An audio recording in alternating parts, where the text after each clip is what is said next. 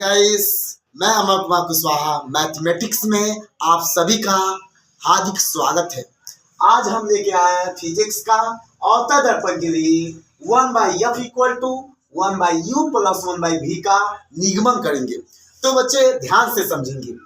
सबसे पहले सबसे इम्पोर्टेंट बात यही है कि हमको जो फिगर है उसका कंसेप्ट समझ में आना चाहिए। यदि फिगर हमको समझ में आता है, यदि फिगर हमको बनाना आता है, तो डेरिवेशन हम अच्छे तरीके से, बेहतर तरीके से, कम टाइम में उसको कर सकते हैं। तो आइए हम इसका डेरिवेशन बता रहे हैं, उसका प्रूफ बता रहे हैं। तो बच्चे ध्यान देंगे। सबसे पहले औसत दर्पण बनाएंगे।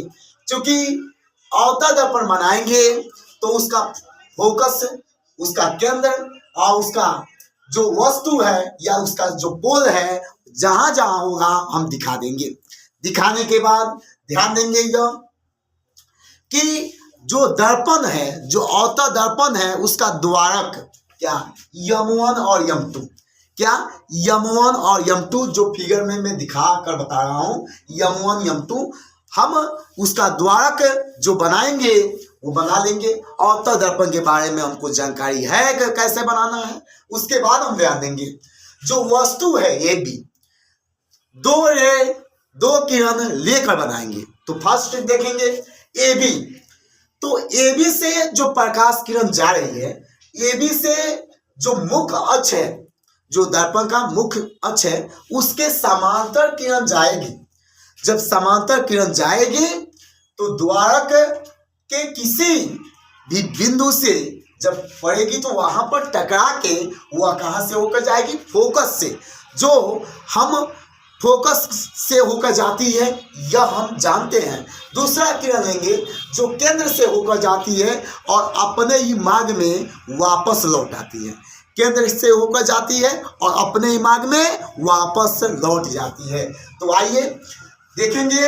फर्स्ट किरण जो इस बिंदु पर, आर बिंदु पर द्वारक पर टकरा के F से होकर वह पुनः किरण जा रही है, जो फिगर में हम दिखाए, ये का साइन बना दिए बच्चे। फिर सब देखेंगे दूसरा जो किरण है वह केंद्र C से होकर जा रही है और पुनः उसी मार्ग में वापस भी जा रही है। तो दोनों किरण किसी बिंदु जो A डैश पर कट कर रही है, यानी एक पॉइंट हमको मिला और यहीं पर हमको जो वस्तु है उसका प्रतिबिंब A डैश और B डैश हमको दिखाई दे रहा है बच्चे। उसके बाद इस फिगर का जो दूरी, जो भी मापन है, उसको हम समझेंगे। क्योंकि हमको मालूम होगा, पहले भी बताए हैं आप सबको, कि यदि जो भी है जैसे U V F R, यदि औसत दर्पण के सामने फ्रंट पर यदि बनेगा या औसत दर्पण में उसका साइन नेगेटिव होता है, हम पहले बता दिए हैं। जो भी U V F या R जो भी साइन इसका होगा, क्या होगा, निगेटिव होगा, माइनस में होगा बच्चे। इतना हमको आना चाहिए। आगे देखेंगे जो दूरी है, जैसे P से, पोल से F की दूरी F होता है, फोकस की दूरी F होता है। फिर से F से वस्तु का प्रतिबिंब का दूरी V होता है। फिर से P से C यानी केंद्र तक की दूरी R होता है। फिर से P से B यानी वस्तु तक की दूरी U होता है। लेकिन उसमें इंपॉर्टेंट यह हमको रखना है कि उसका जो साइन होगा बच्चे वह क्या होगा, माइनस में होगा। बाकी हम फिगर में हम ड्रा कर दिया है F V R U।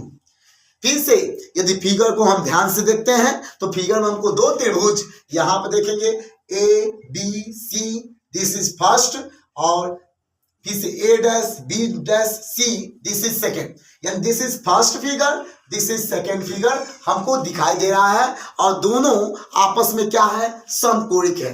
दोनों आपस में क्या है, समकोणिक है। समकोणिक का मतलब क्या है कि यह दोनों जो त्रिभुज है आपस में क्या है, समकोणिक है। समकोणिक है बच्चे, तो यह जरूर हम ध्यान देंगे कि समकोणिक का मतलब ही हमको समझ में आना चाहिए। तो मतलब यही है कि दोनों का जो एंगल है दोनों त्रिभुज का सेम टू सेम होगा। यदि दोनों आपस में एंगल बराबर है तो हम समरूप पढ़े हैं मैथमेटिक्स में, हम समरूप पढ़े हैं। समरूप का क्या मतलब होता है कि दोनों का अनुपात क्या होता है, सेम टू सेम होता है। दोनों का अनुपात क्या होता है, सेम टू सेम।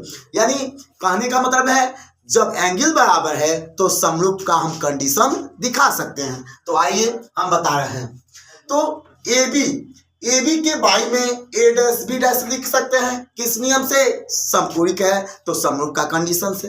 तो फिर से आगे हम चलेंगे तो बी सी बाई में बी डैश सी हम लिख सकते हैं ना बच्चे, तो इसमें कोई दिक्कत होने वाला नहीं है। फिर से सेकंड में हम देखेंगे या दिस इज थर्ड और दिस इज क्या फोर्थ। हम नाम दे देंगे, इसीलिए नाम दे देंगे क्योंकि त्रिभुज यहाँ पर भी दिखाई दे रहा है, दिस इज थर्ड और दिस इज फोर्थ, यानी दो त्रिभुज हमको दिखाई दे रहा है। तो त्रिभुज आर एन एफ तथा त्रिभुज ए डैश बी डैश एफ समकोणिक है।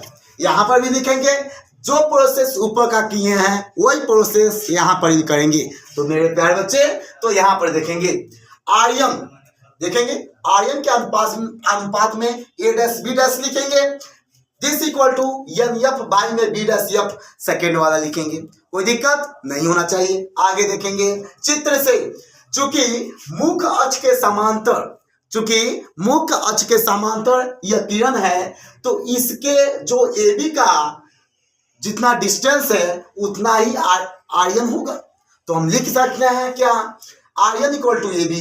यदि दर्पण का द्वारक बहुत ही छोटा हो तो जो यन है वो पी बिंदु पर आ जाएगा, जो यन है किस बिंदु पर आ जाएगा, पी बिंदु पर आ जाएगा।